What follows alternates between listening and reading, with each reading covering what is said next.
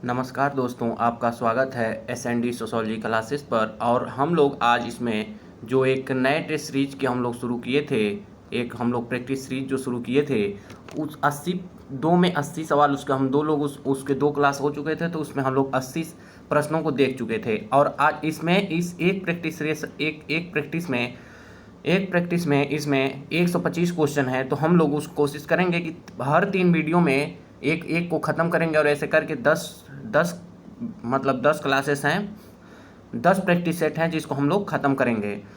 तो और यह जो प्रैक्टिस सेशन है, यह यूपी पीजीटी जो अक्टूबर में डेट आया हुआ है, यूपीजीआईसी जो अभी भर्ती आई है और इसका चांस है कि जनवरी फरवरी में पेपर हो, और बिहार 4.0 और उसी के साथ झारखंड जेएसएससी द्वारा जारी माध्यमिक आचार्य का पेपर, जो वो भी चांस है कि जनवरी फरवरी तक उसका भी पेपर होगा।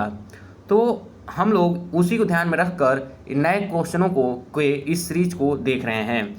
तो इस पर आपको UP PGT, GDC, assistant professor, net और जो भी बिहार 4.0 या झारखंड का पेपर होता है, यूपी जीआईसी का, जीडीसी जो भर्ती आने वाली है उसके लिए भी यहाँ तैयारी कराई जा रही है। और आप लोग अगर इंटरेस्टेड हों क्लासेस देखने में, क्लास अच्छी लग रही हो, तो दिए गए व्हाट्सएप नंबर पर आप लोग ज़रूर संपर्क करें। और यह सोच लीजिए कि एक कोर्स की तरह से जब तक यूपी पीजीटी होगा तब तक मेरी पूरी कोशिश होगी कि मैं सिलेबस को कवर कर दूं, क्योंकि वो किसके लिए होगा? जो अगर एडमिशन ले रहा है उसके लिए होगा, जो क्लासेस लेगा उसके लिए इस तरह की क्लासेस चलाई जाएंगी।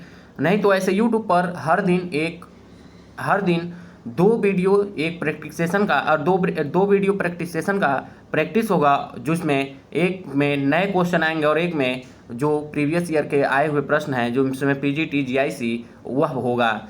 और एक वीडियो हर दिन किसी दिन मान लीजिए जैसे कल गैप हो गया, तो आज एक थियरी की क्लास जरूर पड़ेगी। हर दिन एक थियरी की क्लास और दो क्लास प्रैक्टिस सेशन की पड़ेगी, जिसमें एक पीवाईक्यू होगा और एक में नए क्वेश्चन होंगे।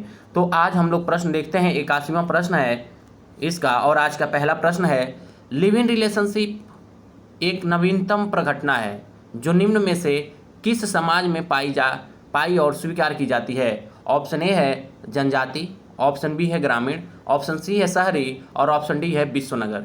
विश्वनगर में जो विश्वनगर हैं, यह ऑप्शन डी इसमें सही है। विश्वनगर उसे कहते हैं जो हाई सोसाइटी शहर होते हैं, उसे विश्वनगर कहते हैं। महानगरों को विश्वनगर कहा जाता है। उसमें लिव इन रिलेशनशिप जैसी नवीनतम प्रघटना देखने को मिलती है और समाज में स्वीकार भी की जाती है, क्योंकि यह जो लिव इन रिलेशनशिप है, यह यंग एडल्ट लोगों के लिए जो विवाह से पूर्व स्त्री पुरुष एक साथ रहना चाहते हैं या लड़का और लड़की एक साथ रहते हैं, उसे ही लिविंग रिलेशनशिप कहते हैं। यह विवाह से पूर्व की स्थिति होती है, तो यह विश्वनगर में पाया जाता है। अगला प्रश्न देखते हैं। अगला प्रश्न है, एक गतिशील समाज का सर्वाधिक विशिष्ट लक्षण क्या है? ऑप्शन ए है वाहनों का आधिक्य, ऑप्शन बी है बहुउद्देशीय भवनों की उपस्थिति, ऑप्शन सी है परिस्थितियों में परिवर्तन का अवसर, ऑप्शन डी है उपयुक्त में से कोई नहीं। तो इसमें ऑप्शन सी सही है, परिस्थितियों में परिवर्तन का अवसर। इसमें ऑप्शन सी है, परिस्थितियों में परिवर्तन का अवसर होता है, उसे ही गतिशील समाज कहते हैं।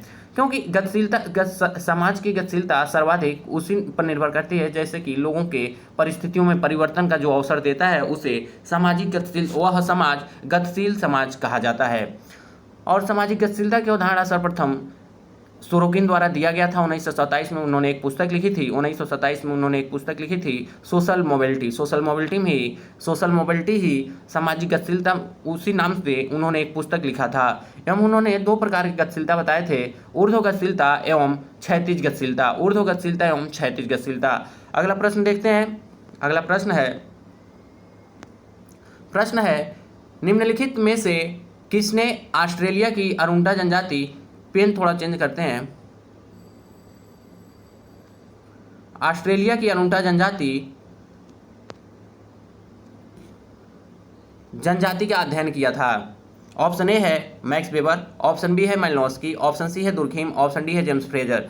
तो इसमें ऑप्शन सी सही है, इमाइल दुर्खिम। इमाइल दुर्खिम ने ऑस्ट्रेलिया के रुंटा जनजाति का अध्ययन करके टोटमवाद का अध्ययन किया था, टोटमवाद की अवधारणा दी थी, जो कि दुर्खिम का कहना था कि जो टोटमवाद है वह धर्म का प्रारंभिक स्वरूप है, वह धर्म का प्रारंभिक स्वरूप है। दुर्खिम ने धर्म को दो तरह से देखा था, पवित्र एवं अपवित्र। उन्होंने कहा कि जो पवित्र चीज़ें होती हैं उसमें हम ईश्वर का वास मान लेते हैं और उसकी पूजा करना शुरू कर देते हैं। दुर्खिम फ्रांस में पहले या पूरी दुनिया में पहले पीएचडी धारक प्रोफेसर थे। इन्हें कह सकते हैं कि इन्होंने समाजशास्त्र में पीएचडी किया था। उनका रिसर्च का टॉपिक था वह था समाज में श्रम विभाजन, जो 1893 में पुस्तक लिखी गई थी। पुस्तक के रूप में भी वह इनकी छपी थी। अगला प्रश्न देखते हैं। अगला प्रश्न है, इसी में दुर्खिम ने देखा था कि जो दुर्खिम ने सावयवी एकता के आधार पर समाज को दो भागों में बांटा, सावयवी एकता और जैविक एकता। सावयवी एकता और यांत्रिक एकता, यह दो प्रकार के एकता इन्होंने बांटा। उसी को दो प्रकार के इन्होंने कानून भी बताए थे, प्रतिकारी कानून और एक था प्रतिकारी कानून और दूसरा था दमनकारी कानून। दमनकारी कानून प्राचीन समाजों की विशेषता थी और प्रतिकारी कानून आधुनिक समाजों की विशेषता है। अगला सवाल देखते हैं। अगला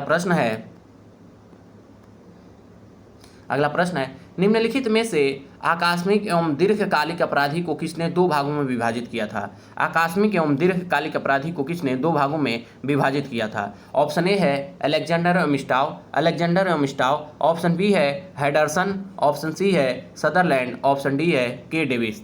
तो इसमें ऑप्शन ए सही है, अलेक्जेंडर एवं स्टाव ने ही अपराधी को दो प्रकार बताए थे, आकस्मिक अपराधी एवं दीर्घकालिक अपराधी। तो अपराधी को चार भागों में लोम्बरोसो ने बांटा था। आकस्मिक अपराधी, जन्मजात अपराधी, भावुक अपराधी और आकस्मिक अपराधी, जन्मजात अपराधी, भावुक अपराधी, आकस्मिक अपराधी जिसे कहते हैं। और एक था, उन्होंने चार बताए थे, मुझे अभी एक याद नहीं आ रहा है, आगे के अभी हम लोग जब देखेंगे तो बताएंगे। कल के वीडियो में बताया भी हूँ, ऐसे भी अभी तत्काल मुझे याद नहीं आ रहा है। तो और सदरलैंड अपराधशास्त्र का जो ब्लू कॉलर क्राइम था उसे व्हाइट कॉलर क्राइम सबसे पहले किसने दिया? सदरलैंड ने दिया था। और एक बहुत कथन प्रचलित है लोम्बरोसो का कि अपराधी जन्मजात होते हैं। उसी के उलट सदरलैंड ने कहा था कि अपराधी जन्मजात नहीं होते बल्कि बनाए जाते हैं। अगला प्रश्न देखते हैं। समाजशास्त्र सामाजिक चेतना है, किसने कहा था? ऑप्शन ए है बर्जर, ऑप्शन बी है स्पेंसर, ऑप्शन सी है वेबर, ऑप्शन डी है दुर्खिम। तो इसमें ऑप्शन ए सही है, बर्जर। जो बर्जर है उन्होंने कहा था कि समाजशास्त्र सामाजिक चेतना है। इन्होंने चेतना को ही समाजशास्त्र का मूल रूप माना था एवं चेतना के माध्यम से ही इन्होंने समाजशास्त्र की व्याख्या भी की थी।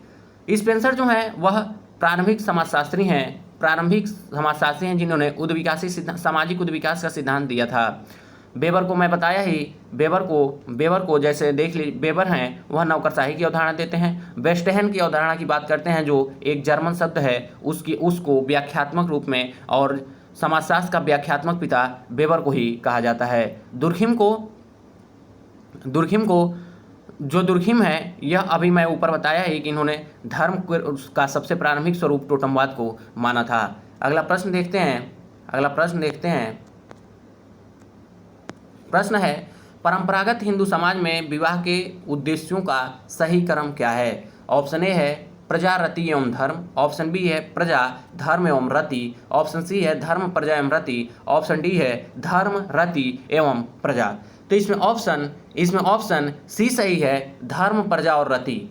धर्म, प्रजा और रति का तात्पर्य है जैसे कि विवाह, विवाह करते समय जब विवाह होता है तो उसे धर्म मान लिया जाता, क्योंकि हिंदू धर्म में विवाह को धार्मिक माना जाता है। प्रजा मतलब हो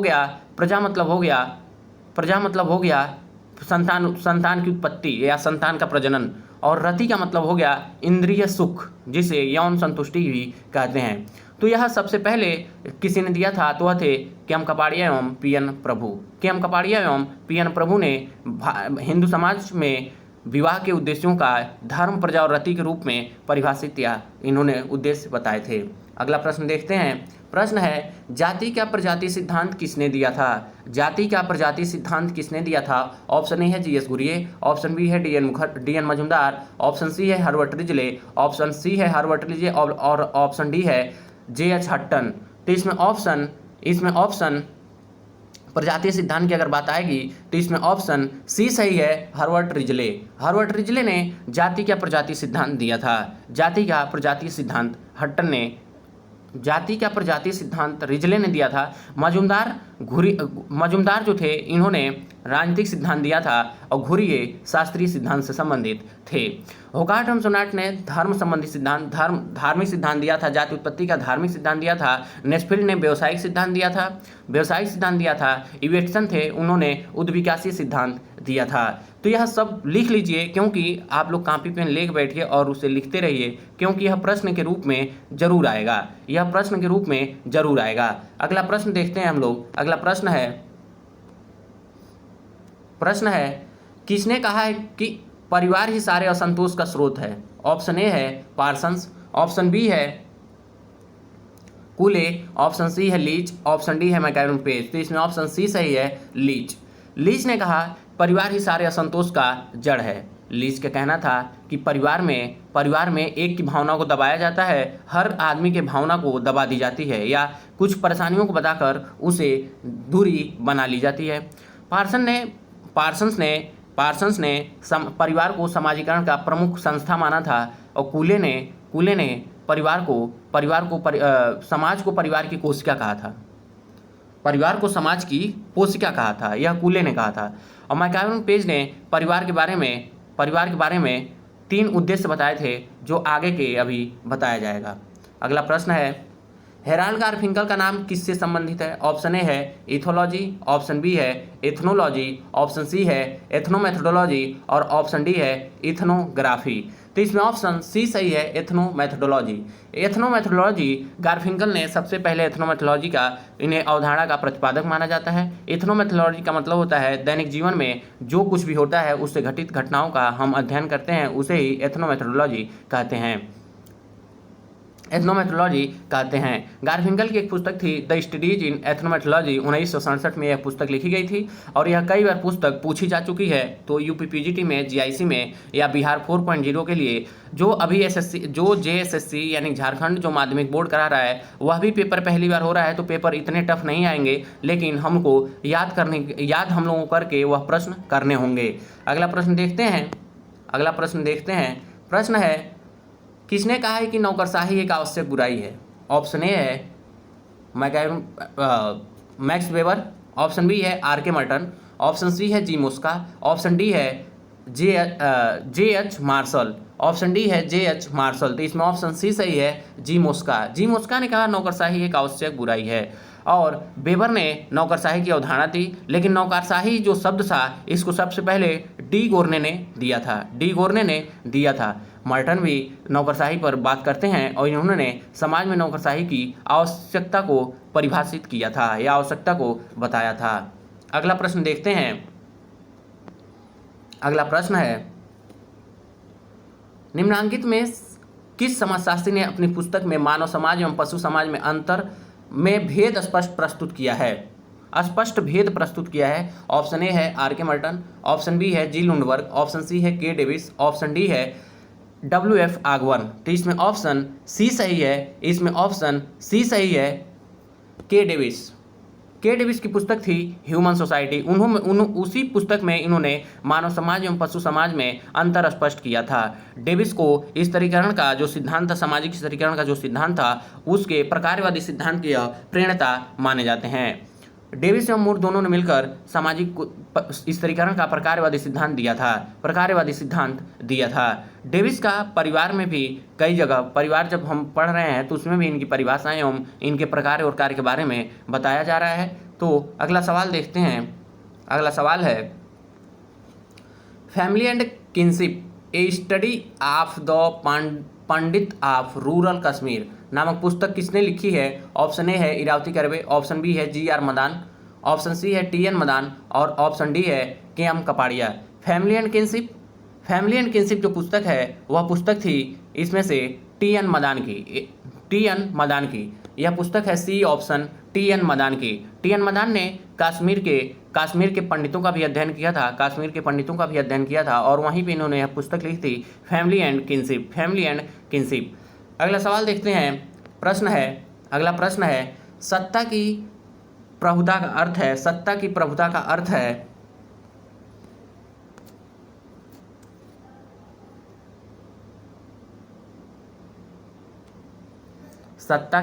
का अर्थ है ऑप्शन ए है एक शासक का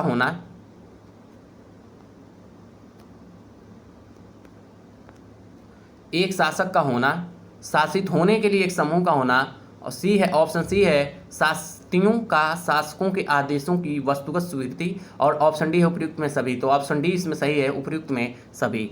शासक का प्रभुत्व जो संप्रभुता होती है वह कब होगी? जब राज करने के लिए एक क्षेत्र विशेष में जनसंख्या हो, मतलब शासक एक होना चाहिए, फिर उसके शासन को मानने के लिए एक समूह होना चाहिए, लोगों का समूह होना चाहिए, शासकों के आदेशों की वस्तुगत स्वीकृति भी उसमें होनी चाहिए। नहीं तो पता चले कि शासक कोई आदेश दे रहा है, जनता मान ही नहीं रही है। उसके बाद कानून भी होने चाहिए।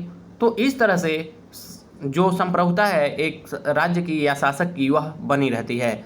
अगला प्रश्न देखते हैं। प्रश्न है वेस्टर्न उपागम। यहाँ वेस्टर्न होगा से किसका नाम जुड़ा हुआ है? ऑप्शन ए है इमाइल दुर्खिम, ऑप्शन बी है एफ्टानिज, ऑप्शन सी है मैक्स वेबर, ऑप्शन डी है बी पेरेटो। तो इसमें ऑप्शन सी सही है, मैक्स वेबर। मैं कहा ही था कि मैक्स वेबर ने वेस्टर्न उपागम जो था वह दिया था। इसका मतलब होता है व्याख्यात्मक उपागम। समाजशास्त्र को इन्होंने व्याख्यात्मक रूप से देखा था और इन्होंने सामाजिक क्रिया की अवधारणा भी सबसे पहले इन्होंने ही दी थी। सामाजिक क्रिया को ही समाजशास्त्र की विषय वस्तु माना था। आगे बी पेरेटो जो है उन्होंने सामाजिक क्रिया को दो भागों में बांटा, तार्किक क्रिया एवं अतार्किक क्रिया। अगला प्रश्न देखते हैं। प्रश्न है भारत में जाति और समानता उन्मूलन के उपचारात्मक उपाय हैं। ऑप्शन ए है शिक्षा, पहला है शिक्षा, दूसरा है अंतरजातीय विवाह को प्रोत्साहन, तीसरा है जाति शब्द का न्यूनतम प्रयोग और चौथा है आर्थिक समानता को प्रोत्साहन। तो इसमें ऑप्शन हम लोग ऑप्शन देखते हैं। ऑप्शन है कूट के माध्यम से। ऑप्शन ए है 1, 2 और 4, ऑप्शन 2 है मतलब बी है 2 और 3 और 4, ऑप्शन सी है 1, 2, 3, 4 और ऑप्शन डी है 2 और 4। तो इसमें ऑप्शन सी सही है, 1, 2, 3, 4। शिक्षा के माध्यम से भी सामाजिक में जाति और समानता को कम किया जाता है शिक्षित करके। अंतरजातीय विवाह को प्रोत्साहन देते हुए भी हम लोग जाति और समानता को कम कर सकते हैं अंतरजातीय विवाह करके, जैसे एक जाति का दूसरी जाति में विवाह करके। आर्थिक समानता को अगर प्रोत्साहन मिलेगा तो जैसे जैसे समाज में आर्थिक समानता बढ़ती जाएगी तो जाति का जो मतलब एक दीवार है वह टूटती चली जाएगी। आगे हम देखते हैं। आगे है नातेदारी चार्ट में जो यह त्रिभुज है चिन्ह किसे इंगित करता है?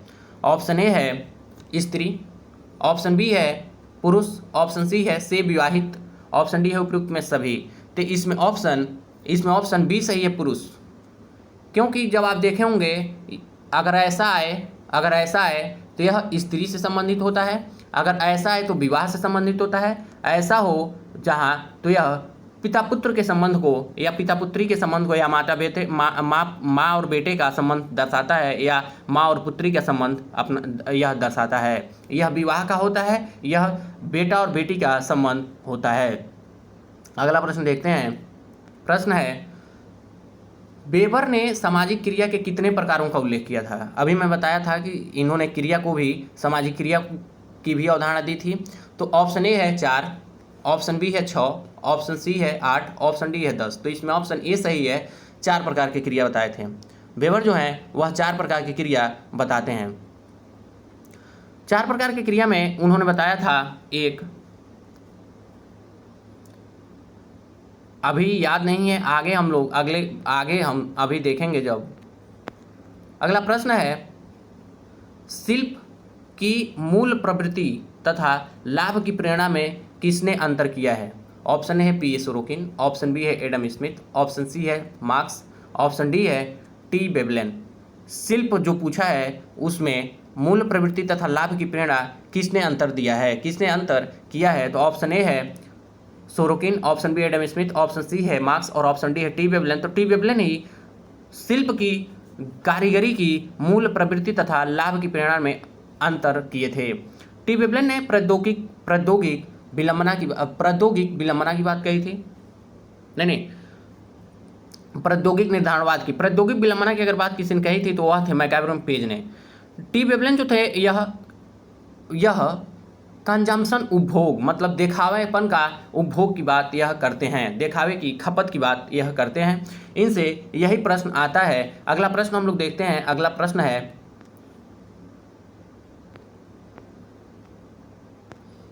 है निम्नलिखित में से किसने कहा अपराध सामान्य एवं प्रकार्यात्मक दोनों हैं? अपराध सामान्य एवं प्रकार्यात्मक दोनों हैं। तो ऑप्शन ए है मर्टन, ऑप्शन बी है दुर्खिम, ऑप्शन सी है सदरलैंड और ऑप्शन डी है डोनाल्ड आर टेफ्ट। तो इसमें ऑप्शन बी सही है, दुर्खिम ने कहा था कि अपराध सामान्य एवं प्रकार्यात्मक दोनों है। जो दुर्खिम है उन्होंने कहा था कि अपराध जो है वह समाज के प्रकार्य के लिए भी जरूरी है। क्यों? जैसे कि उन्होंने आत्महत्या को माना था कि यह व्यक्तिगत कारण न है होकर सामाजिक कारण है आत्महत्या। जो लोग जब आत्महत्या करते हैं तो वह समाज के किसी नॉर्म्स या वैल्यू की वजह से ही आत्महत्या कर लेते हैं।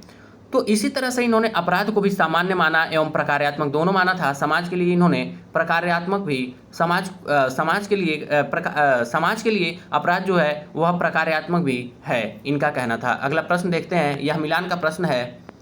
अगला मिलान का प्रश्न है इंडियाज विलेजेज जो पुस्तक है वह पुस्तक एम.एन. श्रीनिवास का है, एन इंडियन विलेज या सिदुबे की पुस्तक है, राजस्थान विलेज ब्रिजराज चौहान का है और विलेज इंडिया मैकिम मेरियट की पुस्तक है। तो इसमें ऑप्शन क्या मिलेगा हम लोग देखते हैं। ऑप्शन मिलेगा ए में 4, ए में 1, बी में 4 और सी में 2 और डी में 3। तो इसके हिसाब से ऑप्शन बी सही है, बी ऑप्शन सही है, ऑप्शन बी सही है। अगला प्रश्न देखते हैं। अगला प्रश्न है वह मिलान था तो उसमें क्या देखेंगे। अगला प्रश्न देखते हैं, किसने कहा है कि विवाह का बुनियादी आधार परिवार है, न कि परिवार का आधार विवाह है? ऑप्शन ए है L H Morgan, option B है A L Kroeber, option C है ई वेस्टरमार्क, ऑप्शन डी है इवांस प्रिचार्ड। तो इसमें ऑप्शन सी सही है, ई वेस्टरमार्क ने विवाह का बुनियादी आधार परिवार को माना, न कि परिवार का आधार विवाह है। वेस्टरमार्क शुरू से एक विवाही परिवार की संस्था का बात करते हैं, पितृसत्तात्मक समाज की बात करते हैं। इन्होंने कहा था कि जो प्रारंभिक समाज जो था तो वह पितृसत्तात्मक ही था। उसके बाद आगे वेस्टरमार्क ने एक पुस्तक लिखी थी the history of human marriage. यह 1881 में लिखी इनकी पुस्तक थी, जो कई बार पेपर में आ चुका है। अगला प्रश्न है शिक्षक, पिता, भाई इत्यादि प्रतिनिधित्व करते हैं।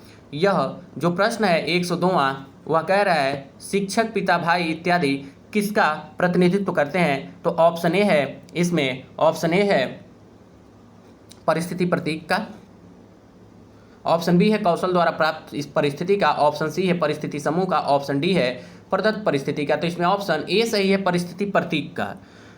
जो प्रश्न है वह परिस्थिति प्रतीक की बात करता है और परिस्थिति समूह की अवधारणा अगर किसी ने दी थी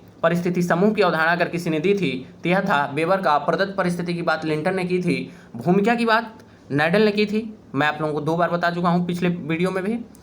और जो लिंटन है उन्होंने सर्वप्रथम परिस्थिति एवं भूमिका दोनों की एक साथ अगर किसी ने बात की तो वह थे लिंटन। और जो परिस्थिति उसके दो भागों में बांटा था, प्रदत्त परिस्थिति एवं अर्जित परिस्थिति। अर्जित परिस्थिति होता है कौशल द्वारा प्राप्त परिस्थिति, जो जैसे कि किसी का इंजीनियर बन जाना, किसी का शिक्षक बन जाना, किसी का आईएएस बन जाना, किसी का प्रधानमंत्री बन जाना, किसी का लोकसभा अध्यक्ष बन जाना, लोकसभा सांसद बन जाना। इस तरह के जो भी मतलब हम लोग प्राप्त करते हैं वह कौशल द्वारा प्राप्त परिस्थिति होती है। अगला प्रश्न देखते हैं। अगला प्रश्न है, यह विश्वास की कुछ अच्छा एवं वांछनीय है कहलाता है। ऑप्शन ए है मानक, ऑप्शन बी है मूल्य, ऑप्शन सी है परंपरा, ऑप्शन डी है प्रथा। तो इसमें ऑप्शन बी सही है, मूल्य। यह विश्वास है कि कुछ अच्छा एवं वांछनीय वह मूल्य ही होता है, क्योंकि मूल्य के द्वारा ही हम कुछ अच्छा एवं गलत का हम निर्धारण करते हैं। तो यह भारतीय समाज में इस तरह की विशेषताएं पाई जाती हैं। अगला प्रश्न हम देखते हैं, जाति एवं वर्ग दोनों हैं ही। ऑप्शन ए है भूमिका समूह, ऑप्शन बी है परिस्थिति समूह, ऑप्शन सी है संदर्भ समूह, ऑप्शन डी है प्राथमिक समूह। तो इसमें ऑप्शन बी सही है, परिस्थिति समूह। जब जाति एवं वर्ग जो दोनों है वह परिस्थिति समूह का प्रतिनिधित्व करता है, क्योंकि वह समूह की बात कर रहा है। जाति और वर्ग में बहुत बड़े अंतर हैं। जैसे कि जाति है वह जन्म से मिलती है, वर्ग अर्जित है और वह बदलता रहता है। जाति बदलती नहीं है। वर्ग है वह विश्व लेवल पर पाया जाता है। जाति वह भारतीय समाज की विशेषता है। जाति भारतीय समाज की विशेषता है। एवं जो व्यक्ति ऐसा नहीं है कि उच्च वर्ग का है तो वह उच्च जाति का ही हो, ये भी नहीं है संभव। तो यह कुछ विशेषताएं हैं जाति एवं वर्ग की। अगला प्रश्न देखते हैं। प्रश्न है, यह तर्क किसने प्रस्तुत किया है कि संरचना एवं असंगति अंतर्निष्ठ रूप से विरोधात्मक नहीं है। संरचना एवं असंगति अंतर्निष्ठ रूप से विरोधात्मक नहीं है। तो इसमें ऑप्शन ए है नैडेल, ऑप्शन बी है लेवी-स्ट्रॉस, ऑप्शन सी है पार्सन्स, ऑप्शन डी है मर्टन। तो इसमें ऑप्शन डी सही है, मर्टन। मर्टन ने कहा संरचना व संगति अंतर्निष्ठ रूप से विरोधात्मक नहीं है। इनका कहना था कि विरोध नहीं है, वह दोनों समान है। मर्टन ने मिडिल रेंज थियरी की अवधारणा दी थी। एवं मर्टन ने परिस्थिति समूह, परिस्थिति क्रम और परिस्थिति पुंज की अवधारणा इन्होंने दी थी। परिस्थिति पुंज, परिस्थिति क्रम। इसी के साथ इन्होंने प्रकार्य के कुछ सूत्र दिए थे। प्रकार्य, अप्रकार्य, दुष्प्रकार्य, अप्रकट प्रकार्य, प्रकट प्रकार्य, इस तरह के इन्होंने सूत्र भी दिए थे। अगला प्रश्न देखते हैं। मर्टन ने वेबर और पार्सन दोनों का विरोध किया था, दोनों का आलोचना इन्होंने किया था। अगला प्रश्न देखते हैं। उत्तर आधुनिक समाज अत्यधिक बहुलवादी तथा विविध है, यह किसने कहा था? ऑप्शन ए है फ्रेडरिक जेम्सन, ऑप्शन बी है गिडेंस, ऑप्शन सी है हाउसर, ऑप्शन डी है ईपी थॉम्सन।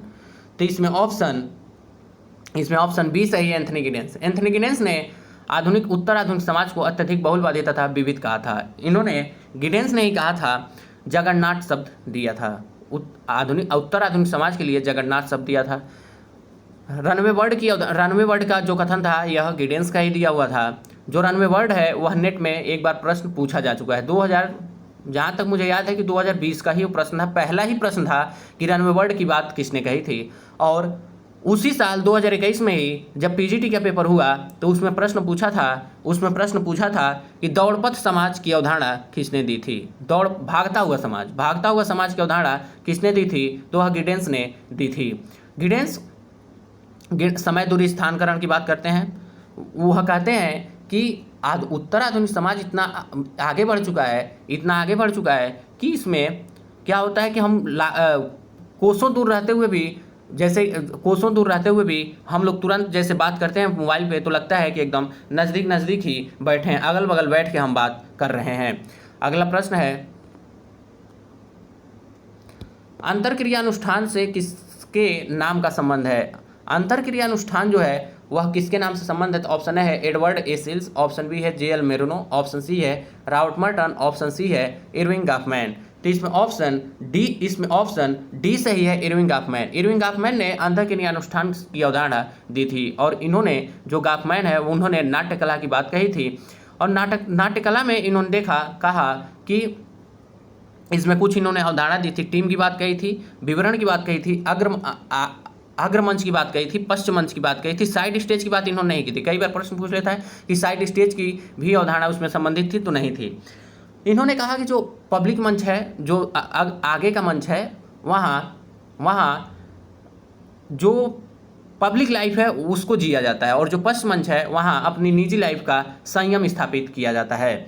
अगला प्रश्न देखते हैं, संविधान के किस अनुच्छेद में किसी जनजाति को अनुसूचित जनजाति के रूप में मान्यता प्रदान करने का प्रावधान है? ऑप्शन ए है अनुच्छेद 242, ऑप्शन बी है 300, ऑप्शन ए है 342, ऑप्शन बी है 340, ऑप्शन सी है 344 और ऑप्शन डी है 341। 341। तो इसमें ऑप्शन ए सही है 342। ऑप्शन 342 ए अनुच्छेद, ऑप्शन ए 342 अनुच्छेद 342 ए भी यही सही है। इसी में किसी भी जाति को अनुसूचित जनजाति का दर्जा देने का प्रावधान शामिल है, जो राष्ट्रपति कर सकता है। कुछ हम लोगों को विशेष प्रावधान होते हैं जनजातियों और अनुसूचित जातियों संबंधित, जिसको हमको याद करना होता है। अनुच्छेद 330 यह लोकसभा में प्रतिनिधित्व की बात करता है। अनुच्छेद 332 यह विधानसभाओं में उनके प्रतिनिधित्व की बात करता है। अनुच्छेद 335 इसमें 335 में कहा गया है कि सरकारी नौकरियों में आरक्षण की बात कही गई है। 342 में जनजाति को किसी भी जाति को अनुसूचित जनजाति घोषित करने के लिए कहा गया है। अनुच्छेद 244 में केवल जनजातियों से संबंधित प्रावधान दिए गए हैं। 244 में अनुच्छेद बस जनजातियों से प्रावधान दिए गए हैं। अगला प्रश्न है, यश दुबे का मानना है कि भारतीय गांव हैं। ऑप्शन ए है एक स्वतः पूर्ण छोटा गणराज्य, ऑप्शन बी है एक स्वतः पूर्ण छोटा गणराज्य नहीं, ऑप्शन सी है भारतीय सामाजिक जीवन का बुनियादी पहलू, ऑप्शन डी है पारंपरिक अधिकार स्थल। तो इसमें ऑप्शन बी सही है, एक स्वतः पूर्ण छोटा गणराज्य नहीं, क्योंकि जो चार्ल्स मेटकाफ थे उन्होंने कहा था जो भारतीय गांव है वह स्वतः संपूर्ण छोटा गणराज्य है। इसी के विरोध में यश दुबे ने कहा कि ऐसा नहीं है, क्योंकि हम दूसरे पर निर्भर हैं, हर गांव यहाँ पर दूसरे पर निर्भर है।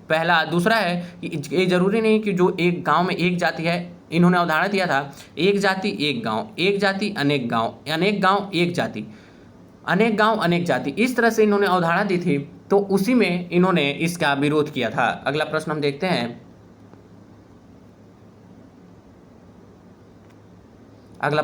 हैं, प्रश्न है दन्यूर कृति किसकी है? ऑप्शन ए है आर ब्राउन, ऑप्शन बी है एडवर्ड सील्स, ऑप्शन सी है इवांस प्रिचार्ड और ऑप्शन डी है लीच है, यह पूरा नहीं रहेगा, लीच बस है। तो इसमें ऑप्शन सी सही है, इवांस प्रिचार्ड ने द न्यूर जनजातियों का अध्ययन किया था, तो उन्होंने न्यूर जनजातियों का अध्ययन करके ही पुस्तक का नाम रखा द न्यूर। इसमें जो ब्राउन है इन्होंने अंडमान निकोबार द्वीप में अध्ययन किया था, एवं इसी के साथ इन्होंने द अंडमान आइलैंडर्स उस पर प्रकाशित पुस्तक भी लिखी थी। और जो ब्राउन है वह मानव शास्त्री हैं। तो जब एक बार क्या हुआ कि जनजातियों पे जब अध्ययन हो रहा था, तो इधर से मानव शास्त्रियों की तरफ से ब्राउन और समाजशास्त्रियों की तरफ से पार्सन जब गए थे, तो इन दोनों में एक पैक्ट हुआ था जिसे कहते हैं पार्सन्स और रॉबर्ट ब्राउन पैक्ट, समझौता उसे कहते हैं। वहाँ पर जनजातियों को लेकर ही किसी बात को मसला हुआ था, उसी के लिए इनकी बैठक बुलाई गई थी एवं समझौता हुआ था। अगला प्रश्न हम देखते हैं,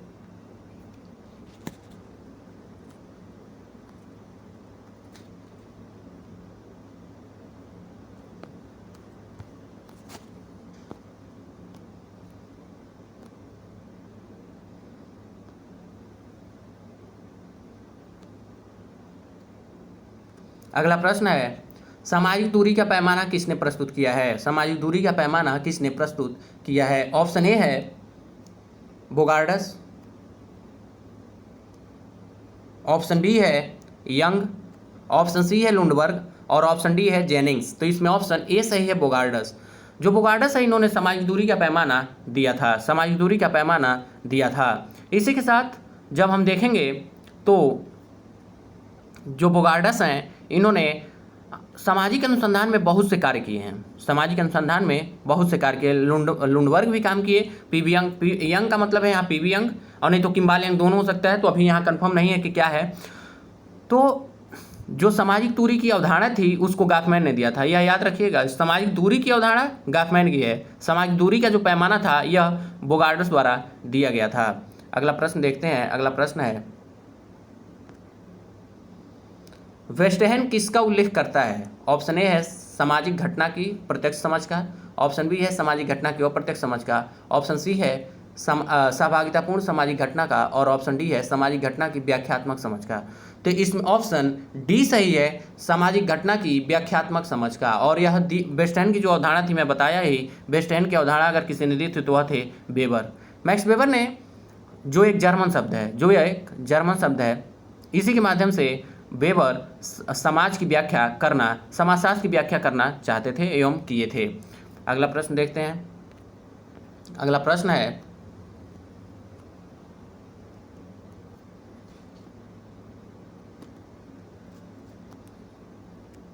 अगला प्रश्न है निम्नलिखित में से कौन सी एक प्रतिलोम विवाह प्रथा है? प्रतिलोम विवाह प्रथा है, प्रतिलोम विवाह प्रथा है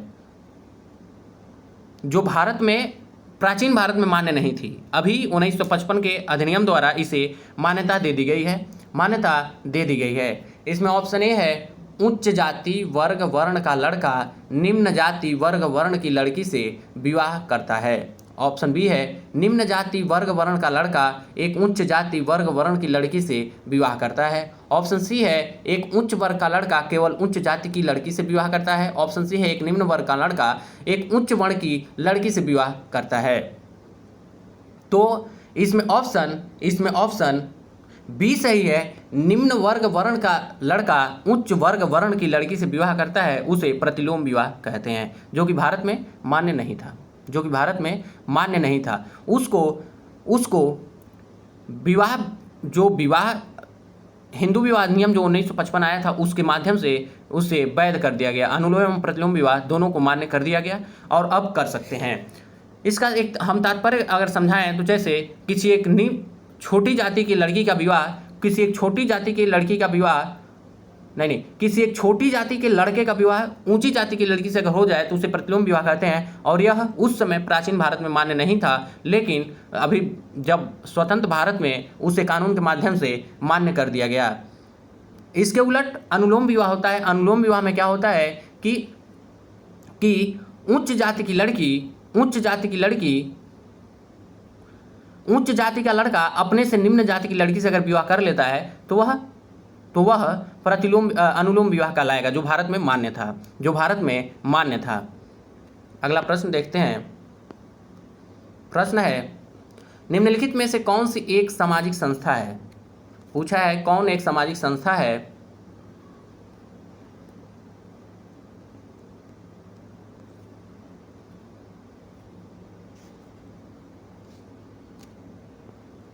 ऑप्शन ए है राष्ट्र, ऑप्शन बी है विवाह, ऑप्शन सी है पड़ोस, ऑप्शन डी है गांव। तो इसमें ऑप्शन बी सही है, विवाह। विवाह जो है वह सामाजिक संस्था है, राष्ट्र जो है वह भावनात्मक स्वीकृति है राष्ट्र। पड़ोस जो है वह समुदाय में आ सकता है। गांव जो है वह भी समुदाय है। तो विवाह जो है जैसे कि विवाह हो गया, परिवार हो गया, नातेदारी हो गई, यह संस्था है। जो संस्था जो होती है वह अमूर्त होता है। जैसे नियम कानून के संगठित स्वरूप को हम संस्था कहते हैं। और जैसे समिति, अगर यहाँ शब्द आ गया तो हम समिति को भी बता दें। जैसे जो समिति होता है वह मूर्त रूप होता है, क्योंकि जो समिति होती है इसका एक हित होता है, साझा हित के माध्यम से समिति का गठन किया जाता है। संस्थाओं का विकास बहुत लंबे समय से होता है, संस्था ऐसे नहीं बन जाती। संस्थाओं का विकास एक लंबी प्रक्रिया है जो धीरे धीरे बनते एक संस्था का रूप धारण कर लेती है। अगला प्रश्न देखते हैं। प्रश्न है प्रश्न है, टॉनिज ने ग्रामीण समुदाय के लिए किस शब्द का प्रयोग किया था? ऑप्शन ए है अंतःविवाह, ऑप्शन बी है वाह्य विवाह, ऑप्शन सी है जेसल सॉफ्ट, ऑप्शन डी है जेमिन सॉफ्ट। ऑप्शन डी है जेमिन सॉफ्ट। तो इसमें ऑप्शन डी सही है, जेमिन सॉफ्ट। जेमिन सॉफ्ट शब्द टॉनिज ने ग्रामीण समुदाय के लिए प्रयोग किया था और जेसल सॉफ्ट जो है यह समाज के लिए या समिति के लिए प्रयोग किया था। हम इसमें रख सकते हैं जैसे कि जो समुदाय की बात अगर करें तो वह प्राचीन समाज का या सरल समाजों का या जनजातीय समाजों की बात कर रहा है। कभी कभी इस परिप्रेक्ष्य में भी यह सवाल पूछा जाता है। इसको एक शॉर्ट वीडियो के माध्यम से टॉनिज ने समुदाय समिति का जो अंतर बताया था उसे मैं ज़रूर बताऊंगा, जेमिन सॉफ्ट एवं जेसल सॉफ्ट के बारे में। इसको एक शॉर्ट वीडियो के माध्यम से इसका बता दिया जाएगा और अभी भी मैं बता ही दिया। अगला प्रश्न है अगला, नाभिकीय परिवार में सम्मिलित होते हैं पति पत्नी एवं उनके। ऑप्शन ए है अभिभावक, ऑप्शन बी है संबंधी, ऑप्शन सी है मित्र, ऑप्शन डी है अविवाहित बच्चे। तो इसमें ऑप्शन डी सही है, अविवाहित बच्चे। मैं परिवार में बताया हूँ, जिसको भी अगर डाउट हो रहा है परिवार वाले चैप्टर में तो परिवार को जाके अच्छे से पढ़ ले, क्योंकि उसको मैं पूरा नोट्स के साथ, हैंड रिटन नोट्स के साथ उसको मैं बताया हुआ हूँ एवं उस पर हम काम कर चुके हैं। अगला प्रश्न है समाजशास्त्र के क्षेत्र में नियमहीनता की अवधारणा का निम्नलिखित में से विद्वानों के किस युग ने प्रयोग किया था? ऑप्शन ए है दुर्खिम एवं मर्टन, ऑप्शन बी है मार्क्स एवं वेबर, ऑप्शन सी है मर्टन एवं काम्ट, ऑप्शन डी है सभी सही हैं। तो इसमें ऑप्शन ए सही है, दुर्खिम एवं मर्टन ने। जो नियमहीनता है उसकी सबसे पहले अवधारणा अगर किसी ने दी थी तो वह थे दुर्खिम, व्याख्या किया था तो मर्टन ने। व्याख्या दुर्खिम ने भी किया था, लेकिन उसको और विस्तृत रूप का अगर किसी ने दिया तो वह मर्टन ने दिया था। विसंगति की अवधारणा इसे ही कहते हैं, एनोमी की अवधारणा यही है। दुर्खिम और मर्टन को हम लोग अभी 2-3 बार पढ़ चुके हैं, तो आगे हम लोग बढ़ते हैं क्योंकि वीडियो ज़्यादा बड़ा हो जाता है तो पढ़ने में थोड़ा बोरिंग भी महसूस होता है। अगला प्रश्न देखते हैं। अगला प्रश्न है सामाजिक संरचना का प्रकारवादी दृष्टिकोण सबसे पहले किसने अभिव्यक्त किया था? ऑप्शन ए है दुर्खिम, ऑप्शन बी है पार्सन्स, ऑप्शन सी है मर्टन, ऑप्शन डी है स्पेंसर। तो इसमें ऑप्शन डी सही है, स्पेंसर ने सामाजिक संरचना का प्रकारवादी सिद्धांत सबसे पहले इन्हीं ने दिया था। जो स्पेंसर है इनको सामाजिक विकास का जनक माना जाता है। स्पेंसर ने ही सबसे पहले सोशियोलॉजी नाम से एक पुस्तक भी लिखी थी और सामाजिक विकास का इनको जनक माना जाता है। डार्विन से यह प्रभावित थे। डार्विन जैसे जैविक विकास का सिद्धांत दिए थे, उसी आधार पर स्पेंसर ने सामाजिक विकास का सिद्धांत भी दिया था। उसके बाद अगला प्रश्न, संस्था शब्द का सर्वप्रथम प्रयोग स्पेंसर ने किया था, लेकिन समरन ने उसे व्याख्या किया था फॉकवेज पुस्तक में। अगला प्रश्न देखते हैं। प्रश्न है जीएस घुरिये के द्वारा दी गई विशेषताओं में से कौन सी निम्नलिखित विशेषता सही नहीं है? ऑप्शन है जाति परिषद, ऑप्शन बी है श्रेणीबद्धता, ऑप्शन सी है भोजन एवं सामाजिक व्यवहार प्रतिबंध, ऑप्शन डी है अंतरजातीय विवाह, जाति के बाहर विवाह। तो इसमें ऑप्शन डी सही है, अंतरजातीय विवाह यह गलत है। जाति परिषद दिया था, श्रेणीबद्धता दिया था, भोजन एवं सामाजिक व्यवहार पर प्रतिबंध लगाया था, व्यवसाय का अप्रतिबंधित चुनाव यह इस पे भी था। अंतरजातीय विवाह नहीं था, इसमें अंतरजातीय विवाह नहीं था, अंतर विवाह था। अपनी जाति में ही विवाह करने को उन्होंने कहा था। तो यह अंतरजातीय विवाह जो है यह गलत है। जाति का खंडात्मक विभाजन, समाज का खंडात्मक विभाजन भी बताया था।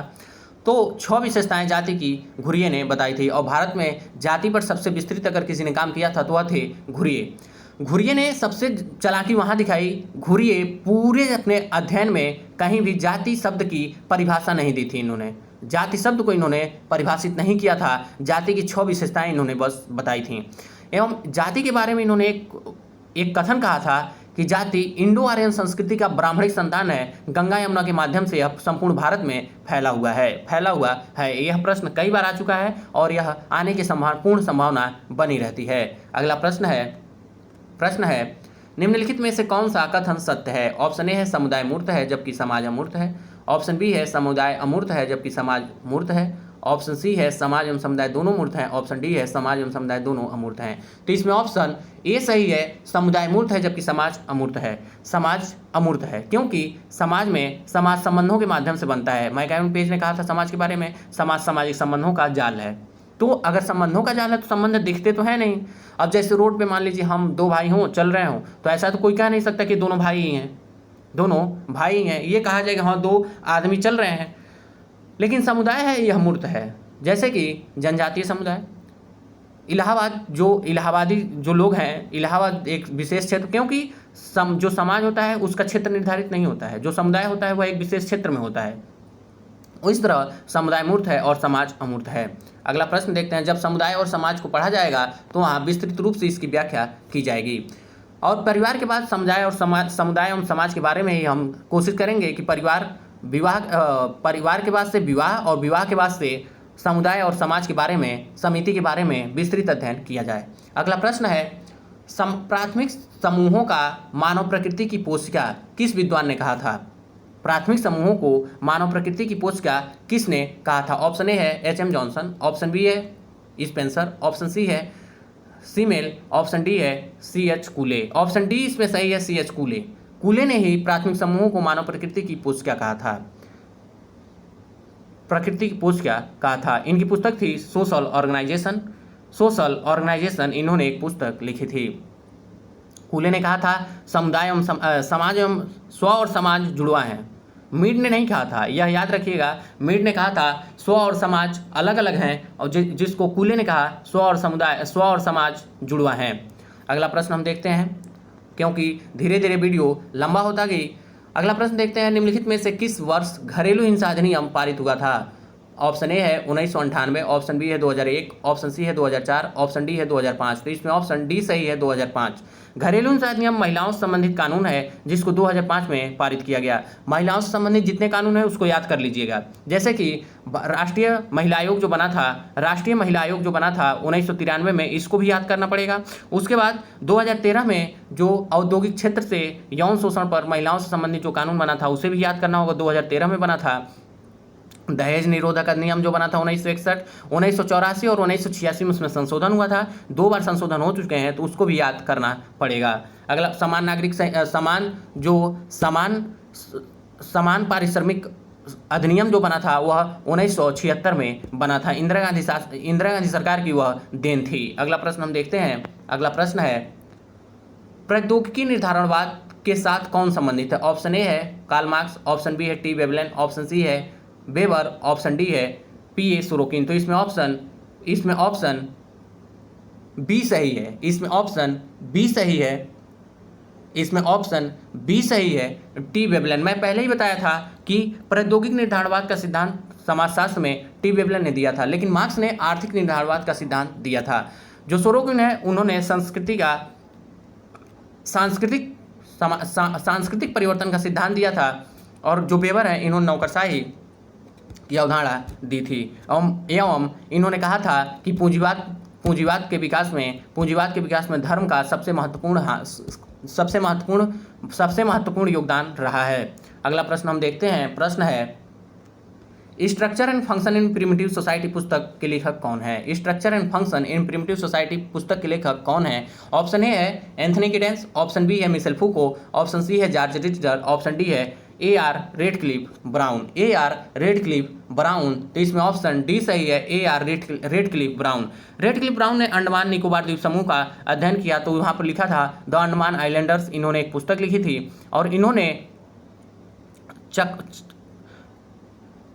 चकोहा एवं अमोहा जनजाति का अध्ययन भी किया था। ओमाहा जनजाति का अध्ययन किया था, जो अफ्रीका की जनजाति थी। यह प्रश्न पूछा जा चुका है एवं पूछे जाने की पूर्ण संभावना अभी भी बनी हुई है। अगला प्रश्न देखते हैं, और आज का यह लास्ट प्रश्न है, और ये पहला प्रैक्टिस सीरीज जो है वह खत्म भी हुआ।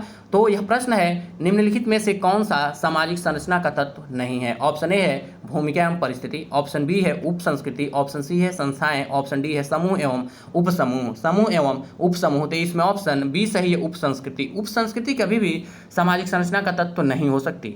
भूमिका एवं परिस्थिति, संस्थाएं, समूह एवं उपसमूह यह सामाजिक संरचना के तत्व हैं।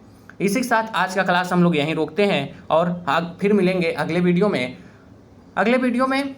इसमें अब दूसरे प्रैक्टिस सेशन पे हम लोग क्लास करेंगे, और आप लोग जितना हो मेरी त्रुटियों को कमेंट के माध्यम से बताएं। इस वीडियो में जो भी त्रुटियां हुई हों उसको कमेंट के माध्यम से बताएं, एवं लाइक शेयर एंड सब्सक्राइब जरूर करें, और